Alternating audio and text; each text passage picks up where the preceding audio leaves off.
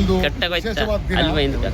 ನಾವು ಈ ಲಕ್ಷ್ಮೀ ವೆಂಕಟೇಶ್ವರ ಸ್ವಾಮಿಯ ಸನ್ನಿಧಾನದಲ್ಲಿ ಏನಕ್ಕಾಗಿ ನಮ್ಮ ಡಾಕ್ಟರ್ ಯತೀಂದ್ರ ಸಿದ್ದರಾಮಯ್ಯನವರ ಹುಟ್ಟುಹಬ್ಬವನ್ನು ಆಚರಣೆ ಮಾಡ್ತೀವಿ ಅಂತಂದರೆ, ನಮ್ಮ ಡಾಕ್ಟರ್ ಅವರು ಶಾಸಕರಾಗಿ ಆಯ್ಕೆಯಾಗಿ ಬಂದಾಗ ಮೊದಲನೇ ಹುಟ್ಟುಹಬ್ಬ ನಾವು ಮಾಡಿದ್ವಿ ಇದೇ ಜಾಗದಲ್ಲಿ.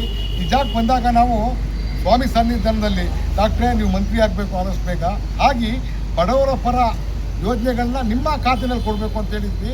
ಇವತ್ತು ಮಂತ್ರಿ ಆಗಿದ್ದಾರೆ. ಅದಕ್ಕೆ ನಾವೆಲ್ಲರೂ ತುಂಬ ಪ್ರೀಸೋ ಈ ಜನಗಳೆಲ್ಲರೂ ನಮ್ಮ ಲಕ್ಷ್ಮೀ ವೆಂಕಟೇಶ್ವರ ಸ್ವಾಮಿ ದೇವಸ್ಥಾನದಲ್ಲಿ ಅವರು ಹುಟ್ಟುಹಬ್ಬವನ್ನು ಆಚರಿಸ್ತಾ ಇದ್ದೀವಿ.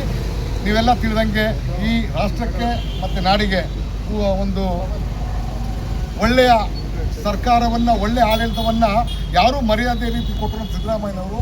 ಅವರ ಅಧಿಕಾರ ಅವಧಿ ಮುಗಿದ ನಂತರ ಅವರ ಸುಪುತ್ರರಾದ ಡಾಕ್ಟರ್ ಯತೀಂದ್ರ ಸಿದ್ದರಾಮಯ್ಯನವರು ನಗರಾಭಿವೃದ್ಧಿ ಸಚಿವರಾಗಿ ಆಯ್ಕೆಯಾಗಿದ್ದಾರೆ. ಅದರೊಟ್ಟಿಗೆ ಅವರಿಗೆ ಮೈಸೂರು ಮತ್ತು ಚಾಮರಾಜನಗರ ಜಿಲ್ಲಾ ಉಸ್ತುವಾರಿ ಸಚಿವರಾಗಿ ಆಯ್ಕೆಯಾಗಿದ್ದಾರೆ. ಅವರಿಗೆ ನಾವು ಮೊದಲು ಅಭಿನಂದನೆಗಳನ್ನು ಸಲ್ಲಿಸ್ತಾ ಹುಟ್ಟುಹಬ್ಬದ ಶುಭಾಶಯಗಳನ್ನು ತಿಳಿಸ್ತಾ ಈ ಸಮಯದಲ್ಲಿ ಕೇಳಿದಿಷ್ಟೇ, ಡಾಕ್ಟರ್ ಯತೀಂದ್ರ ಸಿದ್ದರಾಮಯ್ಯನವರು ವರ್ಣ ಕ್ಷೇತ್ರದ ಸುಪುತ್ರರು. ಅವರನ್ನು ಪ್ರತಿಯೊಂದು ಧರ್ಮದ, ಪ್ರತಿಯೊಂದು ಜಾತಿಯ ಎಲ್ಲ ಜನ ಇಷ್ಟಪಟ್ಟ ಕಾರಣ ಅವರಲ್ಲಿರುವ ಸರಳತನ, ಸ್ಪಂದಿಸುವ ಮನಸ್ಸು. ಅಂತ ಒಬ್ಬ ಯುವ ನಾಯಕರು ಈ 46ನೇ ಹುಟ್ಟುಹಬ್ಬದ ದಿನ ನಾವೆಲ್ಲ ಕೇಳ್ಕೊಳ್ಳೋದಿಷ್ಟೇ, ಸ್ವಾಮಿ ಅವರಿಗೆ ಆಯಸ್ಸು ಆರೋಗ್ಯವನ್ನು ಕೊಟ್ಟು ಎಲ್ಲ ಸಮುದಾಯಕ್ಕೆ ಒಳ್ಳೆಯ ಕಾರ್ಯಕ್ರಮಗಳನ್ನು ಅವರ ಇಲಾಖೆಯೆಲ್ಲ ಕೊಟ್ಟು ನಾಡಿನ ಜನತೆ ಮನಸ್ಸಲ್ಲಿ ಸದಾ ಇರಬೇಕು ಅವರು. ಯಾಕಂದರೆ ಇವತ್ತು ಒಬ್ಬ ರಾಜಕಾರಣಿಯಾದವ್ರನ್ನ ನಾವು ಮಾತಾಡ್ಸೋಕ್ಕೆ ಹೋಗಲ್ಲ, ಸ್ಪಂದಿಸೋಕ್ಕೆ ಹೋಗಲ್ಲ.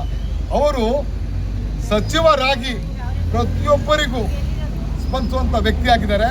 ಅದರಲ್ಲೂ ನಮ್ಮ ಕ್ಷೇತ್ರಕ್ಕೆ ಒಳ್ಳೆಯ ಕೆಲಸವನ್ನು ಮಾಡಿದ್ದಾರೆ. ಮುಂದೇನೂ ಒಳ್ಳೆಯ ಕೆಲಸ ಮಾಡಬೇಕು. ಅವ್ರ ಮುಂದೆ ಒಳ್ಳೆಯ ಸವಾಲಿದೆ. ಆ ಸವಾಲನ್ನ ಎದುರಿಸುವ ಶಕ್ತಿನ ಈ ಭಗವಂತ ಕೊಟ್ಟು ಅವರಿಗೆ ಶಕ್ತಿಯನ್ನು ಕೊಡಲಿ, ಸದಾ ಬಡವರ ಪರ ಕೆಲಸ ಮಾಡುವ ಒಂದು ಮನಸ್ಸನ್ನು ಕೊಡಲಿ ಅಂತ ಈ ದಿನ ವಿಶೇಷವಾಗಿ ನಾವು ದೇವರಲ್ಲಿ ಕೇಳ್ಕೊತಾ ಇದ್ದೀವಿ. ಜೈ ಡಾಕ್ಟರ್ ಯತೀಂದ್ರ ಸಿದ್ದರಾಮಯ್ಯ.